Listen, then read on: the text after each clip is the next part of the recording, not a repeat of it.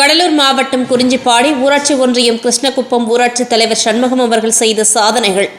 பல ஆண்டுகளாக சுகாதார நிலையம் பழுதடைந்து கிடந்தது.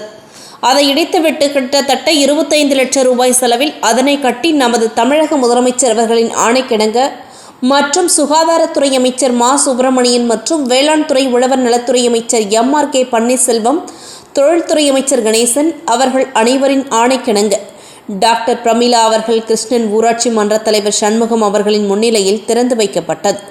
மீண்டும் தலைவர் சண்முகம் அவர்களின் சாதனைகள் சிமெண்ட் சாலை, தார் சாலை, குடிநீர், மின்விளக்கு, அனைத்து தெருக்களுக்கும் பைப்லைன், குடிநீர் தொட்டிக்கான மோட்டார் கொட்டகை அமைத்து அனைத்து வசதிகளையும் செய்து கொடுத்துள்ளார். நலத்திட்ட உதவி, சிமெண்ட் சாலை அமைத்துதல், குடிநீர் குழாய் அமைத்து தருதல், சிமெண்ட் சாலைகள், வடிகால் வாய்க்கால், பைப்லைன் அமைத்துதல்.